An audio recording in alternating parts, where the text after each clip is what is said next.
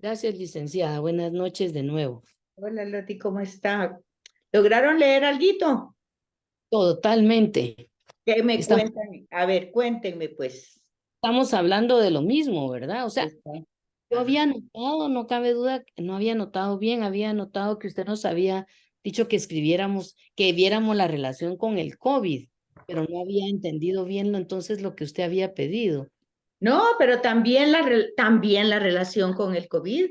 ¿Por qué? Porque ahí en las notas de pie de página ustedes ven por qué hasta el día de hoy la gente considera una peste como el castigo de Dios. Así, Ahí está la referencia.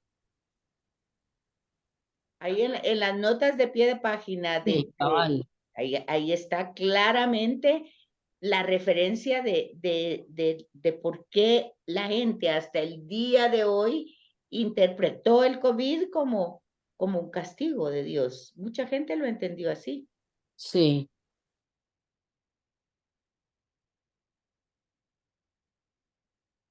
Bueno, pero ¿qué más hay aparte de eso?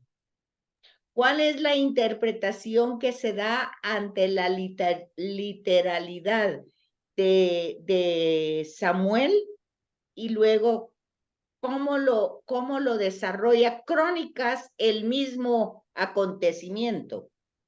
Porque es el mismo, ¿o no? Sí, licenciada, aquí en Crónicas dice que es Satán, no es Yahvé como dice la otra cita de Ajá. Samuel, ¿verdad? Esa parte sí, aquí cambia prácticamente, ¿verdad? Porque él fue el que puso en el corazón de David de hacer ese censo, ¿verdad? Que en realidad pues no les correspondía, entiendo yo, porque y según el pueblo, pues la creencia de Israel es que es Dios el que tiene prácticamente que en su lista a todos, ¿verdad? Ok, Y pero no es, o sea, es según el Levítico. Ahí es donde ellos tenían normado en el Levítico que eso ellos no lo podían hacer. Tense en cuenta de algo que van narrando los libros históricos. Lo que hizo David con Betsabé lo podía hacer cualquier rey de cualquier lugar. Solo David no podía hacerlo, porque no era su función. La monarquía de Israel es diversa a la monarquía de los otros lugares. ¿Por qué? Porque Israel ya tiene un rey, ya tiene un dueño, ya tiene un señor.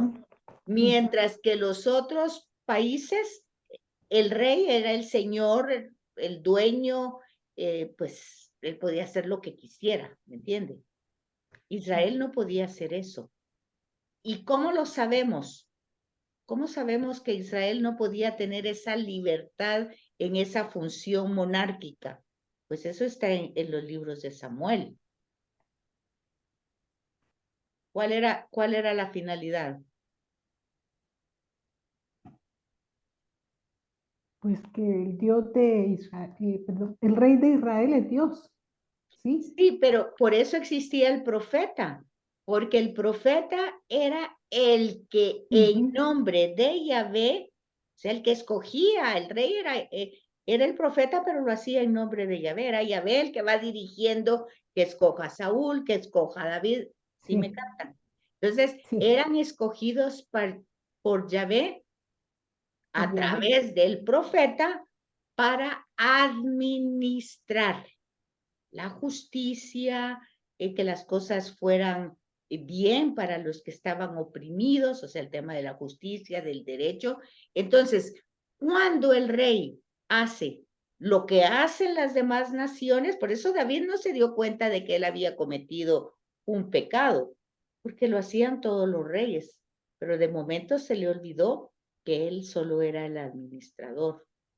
Ah, Entonces, acuérdense ustedes que todos estos libros, desde Samuel, primera, segunda Samuel, primera, segunda Reyes, primera, segunda Crónicas, es casi la misma historia, solo que está narrada de forma diversa. Y la pregunta sería, como está diciendo ahorita Julita, bueno, entonces, ¿quién fue el que le puso en el corazón a David que hiciera el censo? Dios, como lo dice el capítulo 24 de Samuel, o como dice Crónicas, Satán. ¿Con qué nos quedamos? Ah, ¿se dan cuenta? Sí. ¿Pero de qué se dan cuenta? El problema es que no sé si Dios va a instigar ahí para asusar a que haga mal a su pueblo, ¿verdad? No sé, me sonó feo, ¿verdad? Porque así es como lo planta, ¿verdad? El Señor estaba encolerizado contra Israel e instigó a David contra ellos, ¿verdad? Cuando no creo que sea así, ¿verdad? Dios es un Dios bueno, no va a estar instigando ni utilizando como instrumento a David para que le haga daño a su pueblo. Pues sí, además es su pueblo. Si él lo quiere castigar, lo castiga sin necesidad de un A David. pretexto. No necesita un pretexto, pues ya había una razón. Pero vean una cosa, vean que tienen que tener una forma más clara de argumentar. Si no, el diplomado de Sagrada Escritura no va teniendo el sentido que tiene que tener. Miren pues, en primer lugar, ni Satán ni Dios. O sea, ahí es cuando nosotros interpretamos. ¿Por qué interpretan en primer lugar Dios? Bueno, por su señorío. Acuérdense, en aquel catecismo de primera comunión chiquitito que tuvimos, decía, ¿Dios conoce todo? Sí, decía la respuesta. Dios conoce lo pasado, lo presente, lo futuro y hasta nuestro más secreto pensamiento. ¿Se acuerdan de eso o no? Sí. Va. O sea, conoce todo, sabe todo, tiene un proyecto, es sabiduría infinita, es espíritu. Bueno, Dios es Dios. Llegamos. Entonces, desde esa interpretación del señorío de Dios, que Jesús lo dice de otra manera. ¿Cómo dice Jesús? Jesús dice que los cabellos de la cabeza, todos, Dios sabe cuántos tenemos. Y sabe cuando se nos cae uno y ya sabe si nos quedamos totalmente sin pelo, ya lo sabe. Bueno, entonces no es problema. Y luego Jesús dice otra cosa, ¿verdad? Dice también de que no hay una hoja del árbol que se caiga sin que Dios no sea su voluntad. Desde esa perspectiva, interpretando la soberanía de Dios, pues lo que hizo David, Dios sabía que lo iba a hacer. Entonces, desde esa perspectiva y entendiendo a David, el pueblo lo amaba, lo quería mucho, porque era pues el monarca que realmente representaba, que les había dado a cada tribu su territorio, que había provocado la paz dentro del territorio de las 12 tribus, que ya estaban pues en vistas de la casa de Dios, del templo, y bueno, y ya estaba él administrando con justicia, pues desde ese punto, desde esa perspectiva, si David hizo algo es porque Dios, pues así quiso que lo hiciera. Es un poquito lo mismo de Judas, que estaba escrito. O sea, si Judas va a entregar a Jesús es porque alguien tenía que entregar a Jesús y digamos que le tocó la chibolita a Judas. Eso es una interpretación que está puesta en la escritura, pero cuando ustedes ven a Crónicas corrigiendo esa interpretación, porque eso es lo que está haciendo Crónicas. Crónicas corrige la interpretación del capítulo 24. Dice, no, lo que está diciendo Loti, eso no lo puede hacer Dios. O sea, Dios no hace esas cosas. Dios es Dios y es bueno y es amor y no puede hacer esas cosas. Entonces, ya coloca la otra figura como en Job. ¿Se acuerdan que está esa figura en Job también? ¿Se recuerdan? ¿Aló? ¿Están ahí o ya se fueron? Sí, ¿Aló? licenciada, sí. ¿Se acuerdan que está la figura de Satán al principio? Dios hablando con Satán, Y están hablando, correcto. Pidió permiso. Tomando un cafecito, dijo usted, sí. tomada una tertulia y discutiendo de, bueno, mira Bueno, entonces, esta es otra perspectiva de Dios también, que Satán, pues no es igual que Dios ni es más que Dios. Si algo hace Satán, pues Dios se lo permite, pues, porque no es más que Dios. No tiene más poder, más fuerza, no puede ser, no es así. Entonces son dos perspectivas que tienen la soberanía de Dios, pero desde esas dos perspectivas nosotros tenemos que tener la nuestra, y la nuestra es la de Jesús. ¿Cómo va esa interpretación entonces? ¿Cómo la verían ustedes desde el Nuevo Testamento? Que Dios es misericordioso en todo momento, ¿no? Bueno, eso es lo que dice Jesús, que si no el hijo pródigo, ¿acaso ahí hubo castigo? ¿Acaso después de que mataron a Jesús, que fue lo peor que pudo haber pasado en la historia humana, lo peor que pudimos haber hecho? ¿Qué dice Jesús? ¿Qué dice Jesús? Perdónalos porque no saben lo que hacen. No hubo una gran peste y aunque fíjense que en el relato de la pasión, cuando presentan y Pilato se lava las manos y les dice, yo no tengo que ver con, yo soy inocente de la sangre de este justo. ¿Y qué dice el pueblo? Crucifica. No, dice, caiga sobre nosotros y nuestros hijos todo el Ah, castigo. La Fíjense, sangre de Jesús. La sangre. o sea, el castigo, pues, sí, porque Pilatos está diciendo que él es inocente, por eso se lava las manos. Y entonces el pueblo dice, no importa, no importa, que caiga sobre nosotros el castigo. Vean cómo el hilo conductor lleva a dar a qué es lo que nosotros debemos ver.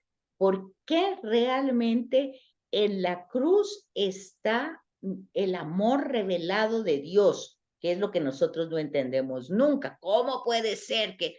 Bueno, es el haber asumido todas estas perspectivas del mal que se le pueden atribuir a Dios o a Satán o a quien sea, pero es el mal en sí, el mal. Si lo vemos para atrás, si lo vemos en Génesis, en el diluvio, vamos a ver un antropomorfismo que Dios dice, y se arrepintió Dios de haber creado al hombre porque vio que era mal en su corazón desde niño. Bueno, entonces, pero entonces si vamos a Génesis 1 de la creación, pues sino que todo lo hizo muy bien y luego es malo desde chiquito y luego entonces ahora ¿qué le pasa? Dios lo instiga para que es lo mismo que encontramos también en las plagas de Egipto, que dice Dios, voy a endurecer el corazón del faraón. Todos esos relatos nosotros debemos entenderlos desde el Nuevo Testamento.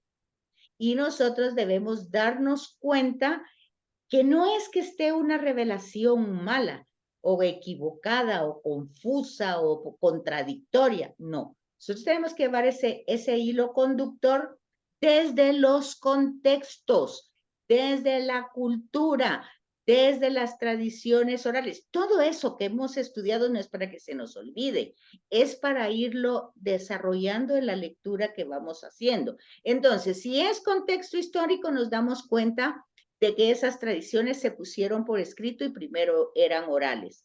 Que esas orales habían distinta forma, lo que vimos en el curso anterior, había una poliforma, una manera múltiple de hablar de Dios. Entonces hablaba de Dios en forma humana, y si hablaba en forma humana, pues tenemos que castiga, que se arrepiente, que oye, que no encuentra, un Dios humano. Pero ya sabemos que Dios no es humano. Luego pasa a otro nivel, tradición oral eloísta.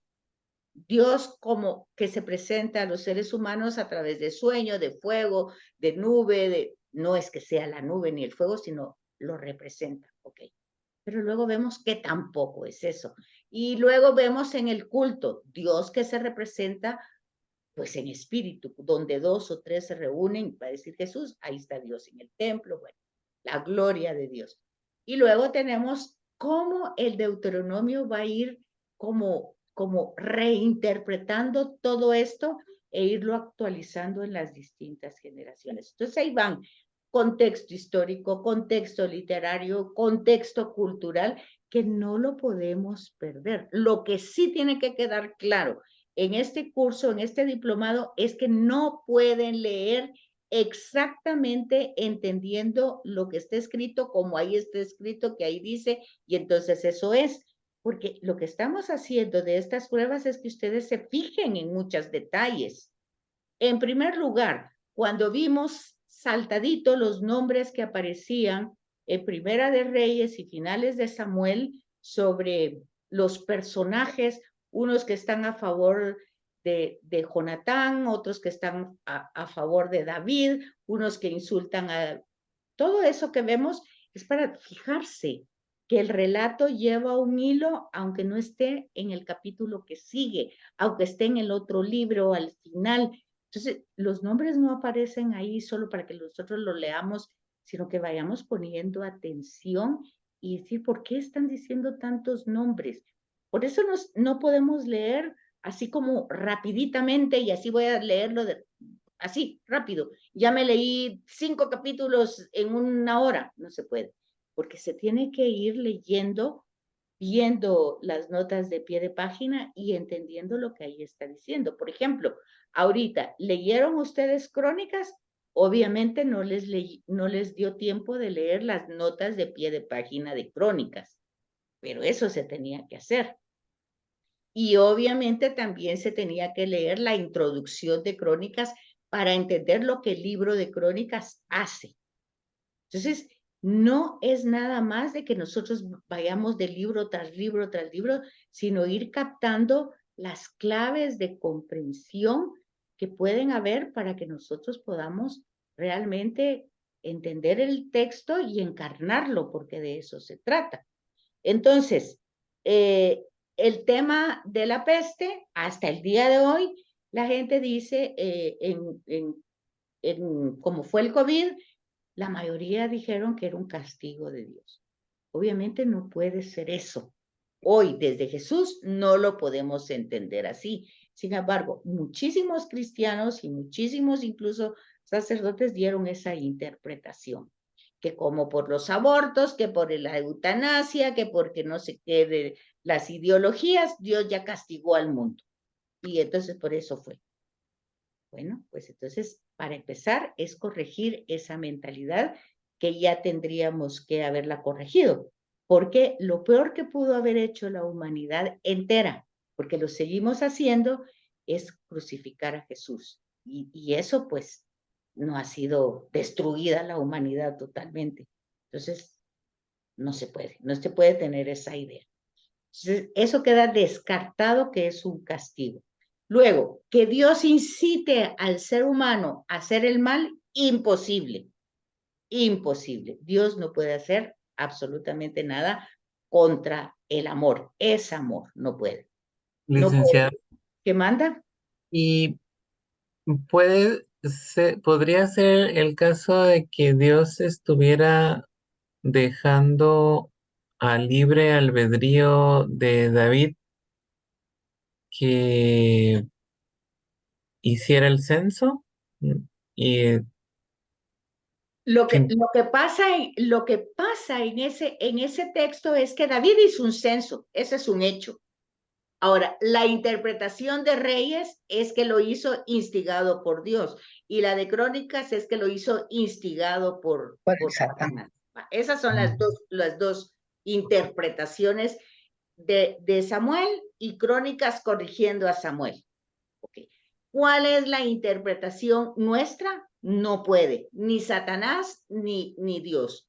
Simplemente, como usted dice, pues David quiso saber cuánto era su población y como era muy apreciado en el libro de Samuel, pues dice, bueno, pues tuvo que haber sido algo que Dios quería que hiciera. Para que David lo hiciera, Dios tenía que quererlo. Pero Crónicas ya desarrolló la mentalidad y dice, eso es imposible. Dios no pudo haber sido. Entonces ya puso al otro elemento que es Satán, que también ya lo tenemos en la literatura.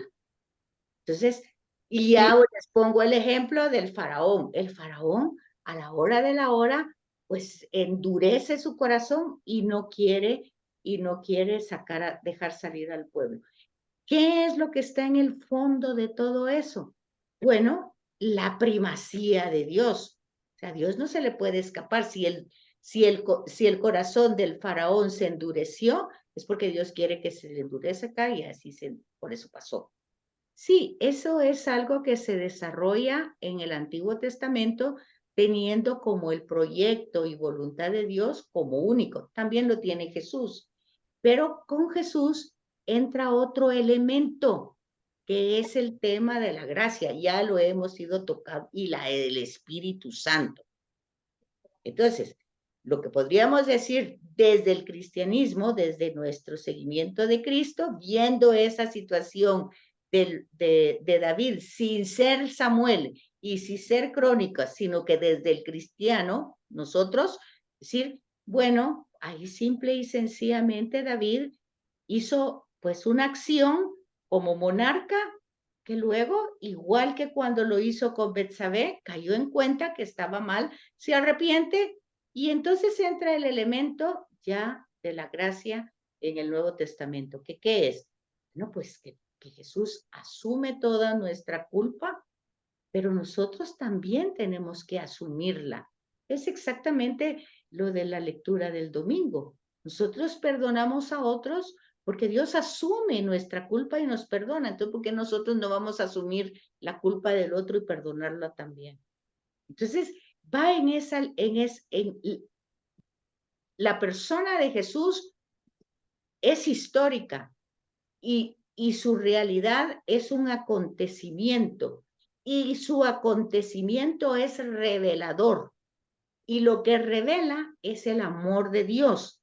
Entonces, cuando nosotros leemos el Antiguo Testamento desde nuestra vida, porque si la leemos solo desde el texto, jamás vamos a entender todas estas contradicciones, pero si lo vemos desde nuestra vida y experimentamos ese amor y ese perdón, nos vamos a dar cuenta que David es una criatura como cualquier criatura, como nosotros mismos, que como el mismo Pablo que queriendo hacer el bien, hace el mal que no quiere. Entonces, vamos viendo esa realidad de pecado que se va desarrollando en toda la historia, pero en el pueblo de Israel, como tienen una alianza, que nosotros también las tenemos con Jesús, pero ellos están sumamente conscientes de que son pueblo, porque Dios los ha hecho pueblo a través de la alianza, porque los sacó como esclavos de Egipto. Tienen un acontecimiento histórico que les va desarrollando toda esa manifestación de Dios en la historia. Nosotros también tenemos ese acontecimiento histórico que es Cristo. El problema es que como pasó hace 2000 años, nosotros lo tenemos como idea, no lo tenemos como acontecimiento que tiene implicaciones en nuestra vida, sino que lo vemos como idea, como especulación, no lo vemos como experiencia de vida. Ese es el problema y ese es el problema de Israel también, que ese acontecimiento de que salieron de Egipto, pues las generaciones siguientes pues ya lo tenían también como una idea, como una práctica de culto, pero ya no la tenían vigente. David sí la tiene y tiene al profeta, pero a pesar de eso, cae en la tentación, cae en la soberbia, en el adulterio, cae en muchas fallas, pero tiene el profeta que le va diciendo cuando eso pasa. Bueno, nosotros pasa lo mismo. Nosotros no tenemos al profeta, pero Jesús nos ha dejado su espíritu para que nosotros nos demos cuenta. Pero como nosotros también lo tenemos como idea, pues entonces para eso parece como que es un relato muy bonito. Sí, ahí está el espíritu, pero no recurrimos a él. Entonces sí, nos perdonó el pecado, pero a saber, entonces nosotros lo tenemos especulativamente. Y mientras nosotros leamos la escritura especulativamente, vamos a encontrar todas estas contradicciones y vamos a decir lo que San Agustín dijo una vez antes de convertirse al cristianismo. Este libro está mal escrito, porque lo que dice en un lado, en otro lado dice de otra manera, entonces se contradice mucho y entonces no está bien escrito. Pero por eso nosotros, y se fijan de otra cosa más, por esas razones la Iglesia Católica, o sea, el magisterio de la Iglesia, no permitía que nosotros leyéramos la Escritura, la Biblia. ¿Por qué? Porque necesitamos entender todo ese hilo conductor que viene desde Génesis, pero lo tenemos que sacar a través de los géneros literarios, tenemos que descubrir el mensaje, tenemos que sacar la verdadera revelación y descubrir que el género literario es como el ropaje del mensaje, que las tradiciones orales escritas por mucho tiempo se recopilaron y se pusieron por escrito en un momento, que después, como la historia se sigue desarrollando, pues entonces la revelación también, y va entrando crónicas, que viene a ser como una reflexión de la misma historia, y entonces vamos viendo cómo algunas cosas que estaban escritas, pues Crónicas trata de darle otra perspectiva. Entonces no es cuál es la buena, ni cuál es la mala, ni cuál es la correcta, ni qué es cierto, sino son las diversas perspectivas que se van tomando a través de ir captando el amor y la revelación de Dios. Entonces nosotros tenemos por eso que fijarnos en la clave teológica, en lo que realmente se nos revela. Cuando les quedó este trabajo, además de 24, ustedes tenían que leer otra cosa más, que era de Reyes, Primera y Segunda Reyes. Ustedes tenían 2 lecturas además del 24, que daban la clave de lectura de por qué Primera de Reyes y Segunda de Reyes. ¿Se recuerdan cuál era lo que tenían que leer? Además de 24 de Samuel. No, De licenciada. Primera de Reyes 12 a Segunda de Muy Reyes bien, muy 17. bien, muy bien. ¿Cuál era entonces? De la Primera de Reyes 12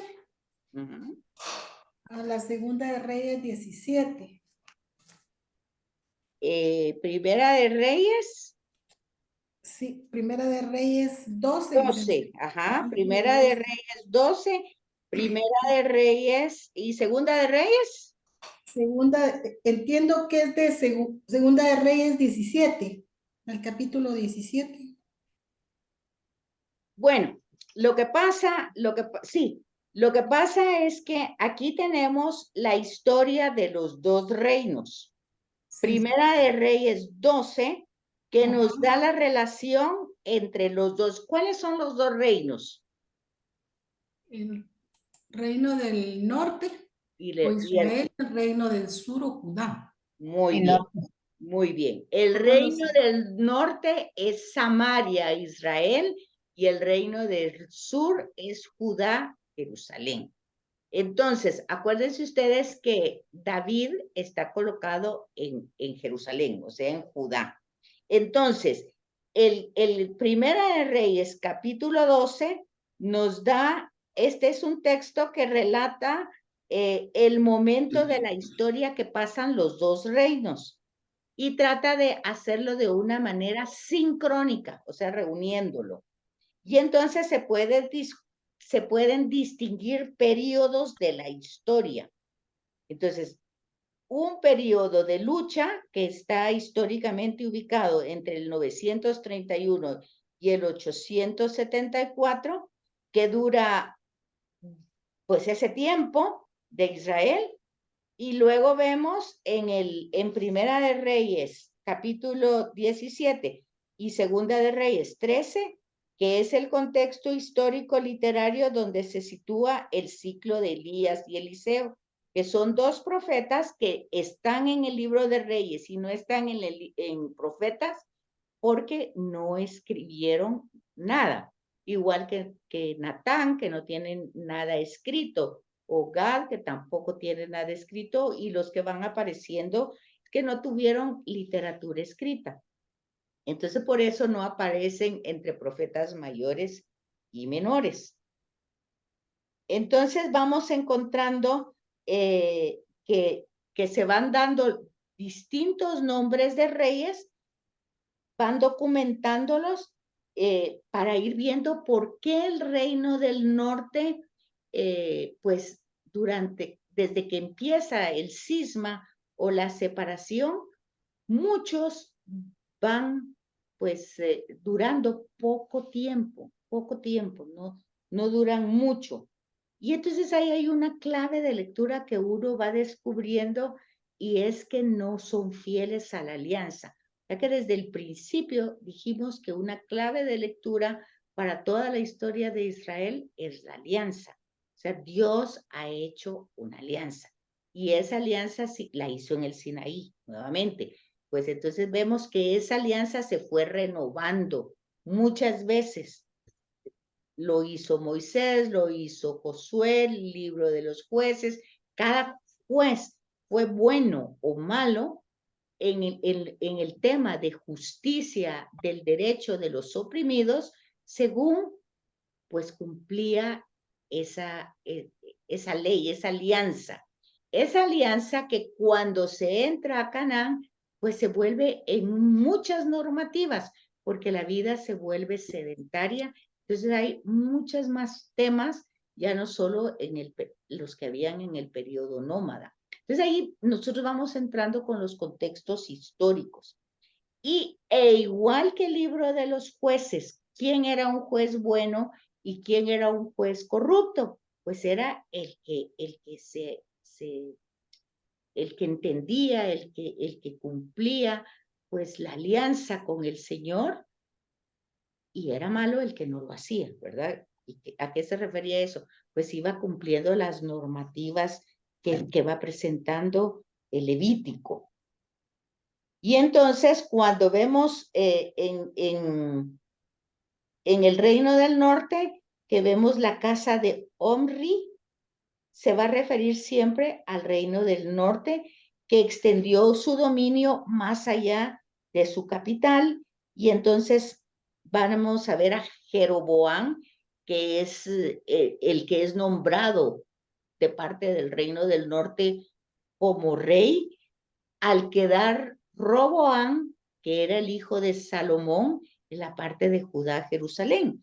Pero aquí hay algo histórico que uno no está escrito exactamente en la escritura, pero uno lo va captando. ¿Qué es lo que capta? David como rey fue guerrero, y como guerrero provocó, ciertamente hubo muchos muertos y hubo mucha sangre en su familia, pero provocó la paz dentro de su territorio, porque estaba peleando con los de afuera. Salomón ya no hizo eso. Salomón hizo alianzas políticas, por decir así, se casaba con las hijas de los otros imperios y llevaba a estas esposas a su reino. Entonces, ¿qué fue lo que pasó? Pues eso introducía la cultura de las otras realezas a Jerusalén. Cuando muere, pues Roboán, su hijo, que lo va a suceder, pues ni ha batallado ni ha hecho alianzas. Entonces es un los ninis de ahora, pues ni trabajó mucho, ni aprendió mucho, ni nada de nada.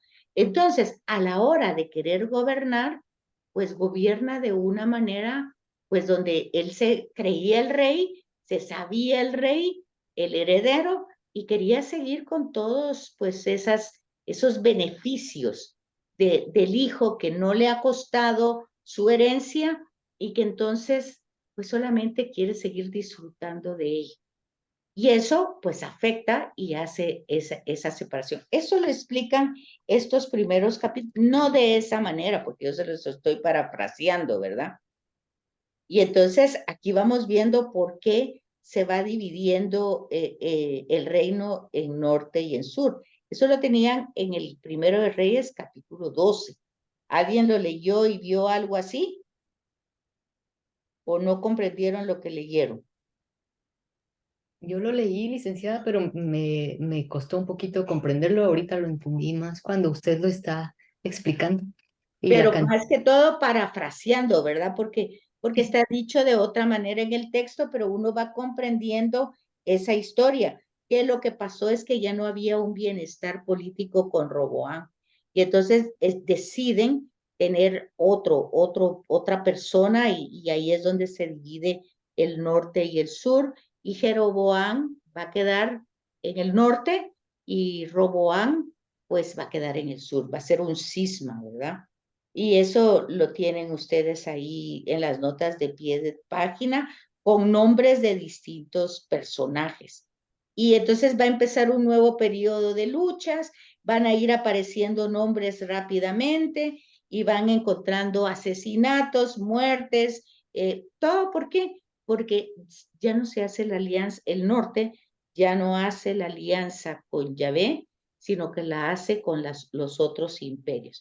Y luego en el capítulo 17 aparece el ciclo de Elías y Eliseo, que son los dos profetas, y se recuerdan ustedes que en la transfiguración aparece con Jesús, pues Moisés y Elías. En este contexto histórico de toda esa problemática se encuentran estos dos profetas que no son escritores, por eso no aparecen dentro de la tradición profética, ¿verdad? Sino aparecen en estos libros. ¿Y ellos qué es lo que defienden? Pues defienden la fe de Yahvé. Eso es lo que vamos a encontrar. Pero la narración también va a ser como difícil, porque tanto quieren defender la fe de Yahvé, pues también el profetismo no era solamente de Israel, sino que las otras culturas, los otros imperios también tenían sus profetas. Por eso se habla de falsos profetas, porque es como una institución. Y entonces ustedes van a encontrar el tema de Elías en el Carmelo y van a encontrar que hay una hambruna porque no ha llovido, y entonces resulta que están los profetas del Baal, de los Baales, que son los dioses, y Elías uno solo de Yahvé. Fíjense, uno solo, ¿qué quiere decir? Que la fe de Yahvé se había perdido casi totalmente. Entonces es cuando Elías hace un altar, lo llena de agua y le pide a Yahvé que haya fuego ahí, y entonces, y los Baales, los profetas de los Baales también, y resulta que ahí hay toda una sátira de por qué los otros no hacen, de los dioses de los Baales no cumplen nada, mientras que Yahvé pues hace ese fogón ahí en medio y después llueve. En fin, hay toda una narración que parece legendaria, es muy bonita, pero al final de cuentas, todos los profetas de los Baales, Elías los mata. Y después Jezabel, la esposa del rey que estaba, lo quiere matar a él, que es cuando se va él huyendo. Todo eso es con una sola clave de lectura. Todo eso es.